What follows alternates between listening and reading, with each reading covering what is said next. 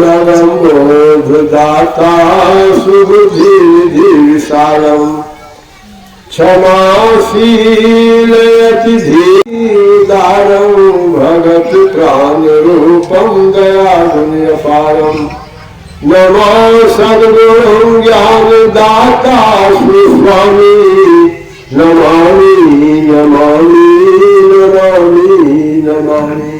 बोलिए प्रेम से श्री सद्गुरु महाराज की जय। परसों में कथा सुनाऊंगा कि अपने देश में एक राज्य जिसका नाम है राजस्थान। क्या नाम है राज्य का? राजस्थान। वहां पर एक सेठ जी थे। तो सेठ जी ने अपनी वसीयतनामा लिखी। वसीयतनामा मृत्यु के बाद की इच्छा। कौन सी इच्छा? मृत्यु के बाद जब मेरा शरीर छूट जाएगा तब मेरी क्या इच्छा, उसमें से वसीयतनामा। हम लोग पढ़ते थे, पंडित जवाहरलाल कभी वसीयतनामा पढ़ते थे मैट्रिकुलेशन। तो सेठ जी ने अपनी वसीयतनामा लिखी कि जब मेरा शरीर छूट जाए तो मेरे पास जो संपत्ति है उसका इस तरह से आप लोग बंटवारा कर देंगे। किस तरह से बंटवारा करेंगे?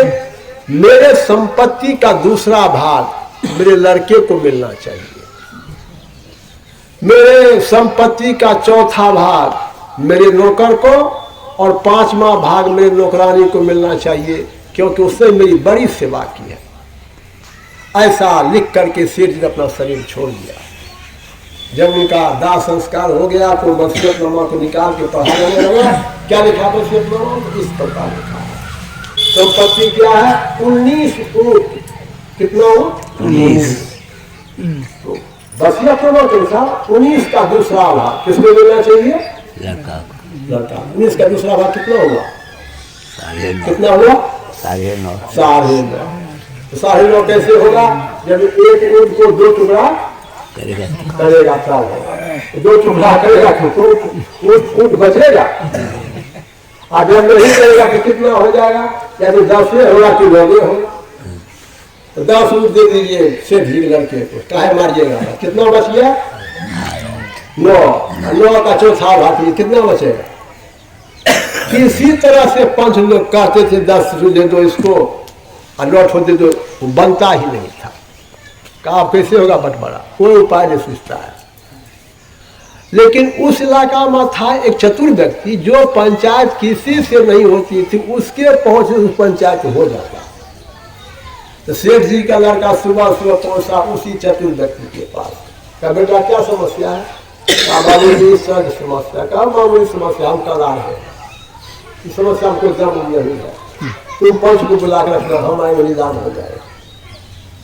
तो जानते हैं आप लोग, पढ़े लिखे लोग जानते हैं कि ऊंट को रेगिस्तान का जहाज कहा जाता है। तो ये भी लड़का गया था ऊंट पर चढ़ के, तो सरपंच साहब भी चले आए ऊंट पर चढ़ करके। क्या समस्या है? कहा 19 ऊंट का बंटवारा करना इस तरह से। तो कहा मैं जिस ऊंट पर चढ़ के आया हूँ इस ऊंट को उस ऊंट में मिला दो। ऊंची करो, इस ऊंट को उस ऊंट में मिला दो। कितना हो गया संख्या? 20। काम करो बंटवारा। 20 का दूसरा भाग किसको दे दो? लड़का को। नहीं बोलते हैं आप लोग? किसको दे दीजिए? बेटा को। यही समाज के पंचायत में सही बात कोई बोलना नहीं चाहता है इसलिए गड़बड़ होते रहता है। सही बात बोलेंगे बहुत डरते हैं। आई जानता सत्य की विजय होती है। परेशान भले हो जाए लेकिन विजय सत्य की होगी। तो 20 का दूसरा भाग कितना हो गया? 10। किसको दे दो? बेटा को। लड़का को दे दो। लिखा हुआ चौथा भाग 20 का चौथा भाग कितना हो गया? 5। किसको दे दो? नौकर। लिखा हुआ 20 का पांचवा भाग कितना हो गया? 20 का 4 कितना हो गया? 10 जोड़ 5 कितना हो गया? 15 जोड़ 4 कितना हो गया? 19 कितना बचा? वह किसका था? सरपंच साहब का था। ये तो कथा है, लेकिन रहस्य बहुत बड़ा रहस्य छिपा हुआ है। क्या रहस्य छिपा हुआ? सेठ जी का लड़का यदि उस चतुर व्यक्ति के पास नहीं जाता और वह चतुर व्यक्ति नहीं आता तो पंचायत होती, समस्या निदान होता। वही बात यहाँ पर कहा भूसुंडी जी गरुड़ से कर रहे हैं। क्या कर रहे हैं कि बांझ का बेटा किसी को मार दे, आकाश में फूल फूल जाए, बर्फ से अग्नि हो जाए, बालू को पेड़ने से तेल हो जाए, पानी को मथने से दूध हो जाए, अंधकार प्रकाश को निकल जाए, ये हो सकता है। लेकिन बिना हरि भजन, बिना ईश्वर भजन के संसार सागर कोई कर नहीं सकता है। और इस कलिकाल में जिनका दरबार लगा हुआ है, कौन? संत सभी महर्षि नहीं परमहंसी बाबा, जिनका तो खोखी श्याम में जन्म ही हुआ था, अवतार ही हुआ था। कैसे महापुरुष थे ये? बच्चे तो सबों के घर में होता है, लेकिन ये बच्चा ही भी था कि जब ये सो के उठते थे, इनके बाल में कंघी कर दी जाती थी, कंघी, तो फिर आप लोग सोते थे तो क्या हम जगते थे, क्या होता था? 7 जटा। कितनी जटा है? 7। 6 और 8 नहीं होता, 7। माने 7 ऋषियों में से एक थे ये। उसका परिणाम क्या हुआ? ये कभी वेद पढ़े नहीं थे, लेकिन ये लोगों से पूछते थे, साधु महात्मा से, कि वेद में जो शब्द की चर्चा आई है, कौन सी चर्चा? शब्द। ये वेद कभी देखे नहीं थे, लेकिन पूछा करते थे कि वेद में शब्द की चर्चा आई, उसकी प्राप्ति कैसे होती है? आप लोगों को आश्चर्य होगा कि 1904 ईस्वी की बात है। कितने संप्रदाय थे? कबीर साहब संप्रदाय था, नानक पंथी थे, दादू पंथी थे, दरिया पंथी थे, रामानुज स्वामी के तो प्रचार था ही, लेकिन किसी भी मत के आचार्य को इस बात की जानकारी नहीं थी कि अनुसंधान कैसे किया जाता है। इस विरह की व्याख्या आराध्य पदावली में करते हैं। क्या करते हैं? थे अंध बने फिरते बाहिर, अंतर पथ भेदन थे जाहिर, हमें बोधि बुझाए सुझाए दिया गुरु साहब बाबा देवी ने, संतन वेद मत भेद प्रचार किया गुरु साहब बाबा देवी। आराध्य कहते हैं जो अनुसंधान नहीं जानता है वह संत मत नहीं जानता है। और उसका परिणाम क्या हुआ? असंभव को भी संभव करने का काम जीवन में करते रहे। कौन सी करने का? संभव को संभव। आप लोग कुपा घाट गए होंगे, तो जहां पर अभी आश्रम, अंदर का आश्रम है और बाहर 2 तरह का आश्रम है ना, जहां पर गुरु भाई निवास है, पहले उतनी ही जमीन थी, उसमें कौन सी घर बना हुआ था जानते हैं आप लोग? तार का जो डम खोला होता है उसी का घर पर ही बना हुआ था। गुफा जो ओसारा, उसमें भी तार का डम खोला से छौनी किया हुआ होता था। जब ये आत्म साक्षात्कार 1934 में सफल हुए तो वहां पर भीड़ बढ़ने लगी। होते होते 1960 ईस्वी चला आया, अब आश्रम के विस्तार की योजना बनने लगी, तो हुआ कि जमीन खरीदी जाए। कौन सी खरीदी जाए? जमीन। भक्त लोग आते हैं, निवारण नहीं होता, जमीन खरीदी।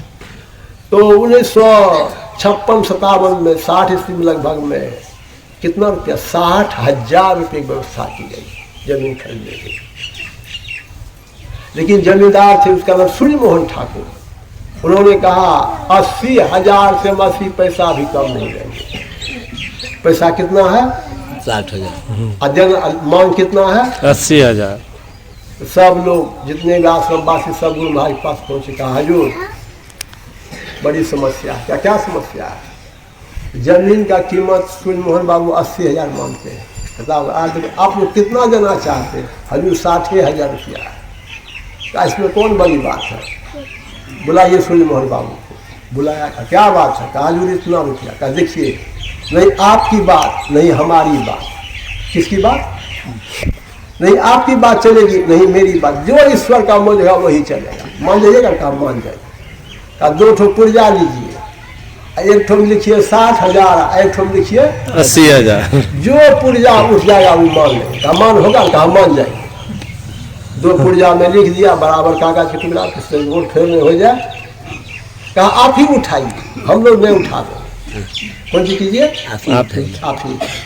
दोनों पुर्जा को लिख करके बराबर मोड़ करके दे देगा, उठाइए। जो निकल जाएगा हम मान जाएंगे, हम दे देंगे।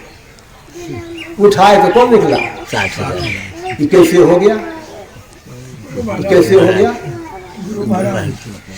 हम लोग रोज गाते हैं सब क्षेत्र क्षर अपरा परापर और अक्षर पार में, निर्गुण सगुण के पार में, सत असत हूँ के पार में, और सब नाम रूप के पार में, और मन बुद्धि वच के मन पार, बुद्धि वच के पार में। कौन सी पार में? मन बुद्धि। ये मन को बदलने से हमारे संजय जी बहुत अच्छी बात कही आप लोगों को कि जब पानी गंदा होता है तो उसको अग्नि साफ करता है, अग्नि जब दूषित होता है तो उसको हवा साफ करता है, हवा जब गंदा तब उसको कौन साफ करता है? आकाश। आकाश। उस आकाश को भी जो अवकाश देने वाले उसका क्या नाम है? उसका नाम है परमात्मा। अंतःकरण की 4 इंद्रियों में एक इंद्रिय मन है। कौन सी है? मन। ये मन की बनावट कहां किससे होती है? इस मन की सीमा को जो पार किए होते हैं वो क्या संत कहलाते हैं। सर्वसाधारण व्यक्ति मन के अधीन रहते हैं, असंत महात्मा लोग मन को अपने अधीन रखते हैं। क्या करते हैं? मन को अपने अधीन रखते हैं। तो मन बदलना कौन बड़ी बात है? एक जगह एक बार एक लड़की की शादी होनी थी तो 1.5 लाख रुपए में बात पक्की हो गई। कितना में? 1.5 लाख। 1 लाख रुपया चुकता कर दिया गया। कितना बचा? 50,000। तो तय हुआ कि शादी के पश्चात जो 50,000 बचा वो भी दे दिया जाएगा। लेकिन जिस दिन बारात आने को थी उस दिन लड़का वाला तरफ से पत्र आया। अब चला है मोबाइल, पहले मोबाइल नहीं था, कि जो 50,000 बचा है वो जब तक नहीं दीजिएगा मैं बारात लेके नहीं जाऊंगा। अब ये आगे बारात आने वाला है, बंगला के बांस कट गया है, सारे लोग तैयारी में लगे हुए हैं, चिट्ठी आ गई है कैसे। तो जो व्यक्ति थे उसमें क्या करें, गांव के जो प्रबुद्ध लोग थे सबको बैठा कहा भाई सर समस्या है क्या करें? कहा तुम चिंता मत करो, हम ग्रामीण लोग 50,000 की व्यवस्था करते हैं, तुम अपनी व्यवस्था में जाओ। तो 50,000 व्यवस्था करते करते शाम हो गई। कहा क्या करोगे? कहा चलिए मोटरसाइकिल। अब पहले मोटरसाइकिल किसी गाँव में होता था ना, तो सब आदमी 4-5 साइकिल से चलते पैसा दे लगे। और जिस रास्ते से जाना था उस रास्ते पहले से बदमाश लोग तैयार। गाँव में हल्ला हो गया था जाना वहाँ तो। कौन गाँव में? भलवाही जाने वाला है पैसा लेकर के। कौन गाँव में? भलवाही। राजपुर संडेल से भलवाही के बीच में पहले इस रास्ता से जाएगा कौन? मुस्लिम टोल होकर के वहाँ बैठा हुआ था पहले से लोग। जैसे ही लोग आवाज़ सुनी तो टॉर्च मार दिया, सब लोग घबरा गया। बड़ा मुश्किल है, भागेंगे तो जान से हाथ धो लेंगे और नहीं भागेंगे तो रुपया से हाथ धो। अब इस विषम परिस्थिति में क्या करें हम लोग? कहा इस विषम परिस्थिति में गुरु महाराज के अलावा कोई रक्षा करने वाला नहीं। तो सब लोग डर से 4-5 व्यक्ति सब लोग से के बार बोला बोलिए प्रेम से श्री गुरु महाराज की जय। जैसे बोला गुरु महाराज की जय तो बदमाश लोग का मने बदल गया। कहो लोग सत्संगी लोग कहीं से कहीं जा रहा है सत्संग करके, बेकारी लोगों को छोड़ कर रहा है और वो रास्ता दे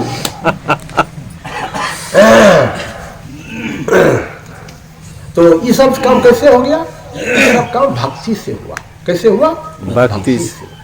वो भक्ति कैसे करनी चाहिए, उसकी क्या विशेषता है, मैं उसी का थोड़ा सा पाठ करूंगा। आप लोग श्रद्धा प्रेम से श्रवण करने की कृपा करेंगे। बोलिए प्रेम से श्री गुरु महाराज की जय। शीर्षक है सत्संग शांति निकेतन है। कौन सी सत्संग? शांति निकेतन है। बंगा गुरुपद कंज कृपा सिंधु नर रूप हरि महामोहतम पुंज जास वचन विकर्णी कर। प्यारे लोगों, आप लोगों को मालूम है कि सप्ताह में एक बार यहाँ सत्संग होता है। सत्संग से क्या मिलता है? सत्संग से सुबुद्धि मिलती है, जस मिलता है, मोक्ष मिलता है, ऐश्वर्य मिलता है, शीलता मिलती है। इन सब चीजों के मिल जाने से और किसी चीज की आवश्यकता नहीं पड़ती है। इसलिए सत्संग करना चाहिए। क्या क्यों करना चाहिए? कि 5 चीज को प्राप्त करने की इच्छा है तो कौन काम कीजिए? एक काम सत्संग कीजिए। प्रत्येक रविवार के यहाँ अवश्य आना चाहिए। घर में रहे तो क्या सत्संग नहीं करें? टोले मोहल्ले के लोगों को बुलाकर सत्संग करवाना चाहिए। कैसे सत्संग? टोले मोहल्ले के लोगों को बुलाकर। और मोहल्ले टोला कहाँ होता है? गाँव में। मोहल्ला कहाँ होता है? बाजार। बाजार में। खाली गाँव में बाजार के लोग बुला कर लाइए।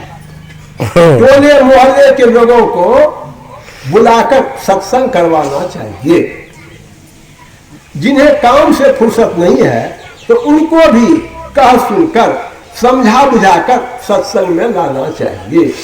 कुछ कीजिए, कह सुनकर समझा बुझाकर। वोट का समय आएगा, कितना बात कहते हैं, हम जीत जाएंगे तो ये करेंगे ना, फलना भाई जिसको नहीं भी उसको भी बोलना। सत्संग के लिए थोड़ा सा मेहनत करने के तैयार नहीं। जो सत्संग आपके जीवन के बाद मिलेगा उसमें मेहनत नहीं करना चाहते। ऐसी कैसा बात है। जिन्हें काम से फुर्सत नहीं है तो उनको भी कह सुनकर समझा बुझाकर सत्संग में लाना चाहिए। पहले जब भी देखते हैं स्पीकर, लाउड स्पीकर को, पहले स्पीकर सब जगह नहीं होती थी और पूज्यपाल स्वामी संत सूर्य महाराज बड़ा मेहनत करते सत्संग के प्रचार प्रसार के लिए। किसी गांव में पहुंच जाते थे, कहीं पर डरा किसी के दरवाजे पर ठहर जाते थे।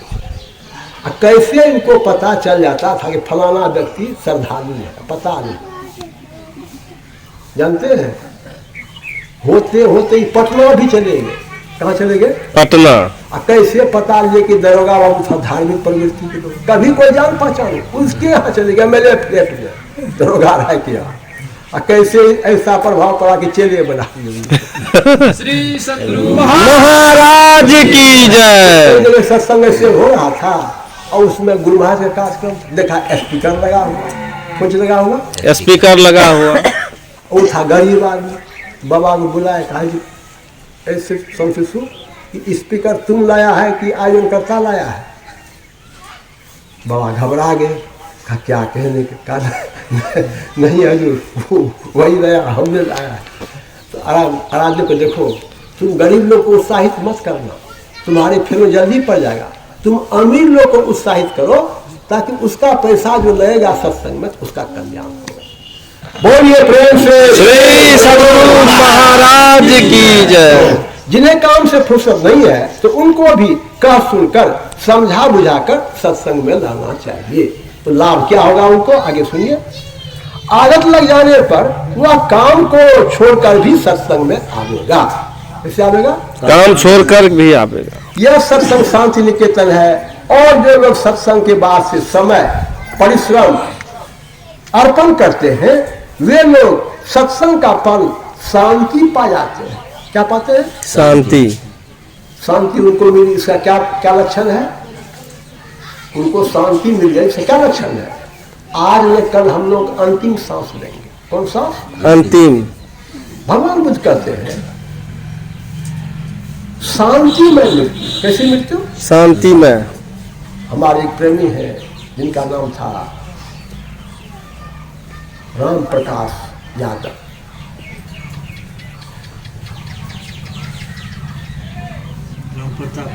राम प्रकाश ढाली घाट अवकाश प्राप्त शिक्षक राम प्रकाश। जानते कैसे व्यक्ति खा पी के सोए रह गए। हीरो होंडा का शोरूम, बेटा डॉक्टर। सत्संग में उस इलाके में 3 व्यक्ति थे, राम प्रकाश यादव, एक अरविंद सिंह, एक और व्यक्ति, तीनों व्यक्ति पूरा। तो ये कहने की बात नहीं है, कहने की बात। सत्संग का शांति में, इसलिए कि संपूर्ण फल एक ही बार में आ जाए, सत्संग की आवश्यकता नहीं रहेगी। बारंबार सत्संग में आना चाहिए। कौन सी कीजिए? बारंबार सत्संग में। आप लोग बहुत अच्छा करते हैं कि प्रत्येक रविवार के यहाँ आते हैं, इसका संस्कार लग जाएगा तो बिना आए मन नहीं लगेगा। यह संस्कार पूर्व जन्म तक रहेगा। कौन सी होगा? पूर्व जन्म में अगला जन्म। आज निकल शरीर छूटेगा, लेकिन आपने समय लगाया है, जो मेहनत किया है, जो परिश्रम किया है, वो सब आपको वहां पर कई गुना होकर मिलेगा। कुछ मिलेगा कई गुना। क्या होगा? अब बचपन से भक्ति करेंगे। जन्म कहाँ में होगा? जहाँ की खाने पीने का कोई कम, वहां आपका जन्म हो जाएगा। परमात्मा का ज्ञान जो बुद्धि में आनी चाहिए वह आएगी। साधन क्रिया बिना गुरु के नहीं होगी। सत्संग की सेवा करना चाहिए, सेवा बराबर करते रहे। मोटी सेवा करना चाहे सत्संग भवन बनवाए, मोटी सेवा के कारण ही यह भवन है। यह नहीं रहता तो आप लोग सत्संग कैसे करते। जहां तक हो सत्संग की सेवा कीजिए। बोलिए प्रेम से श्री सद्गुरु महाराज की जय।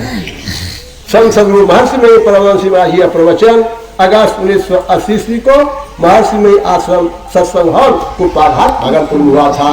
श्री सद्गुरु महाराज की जय।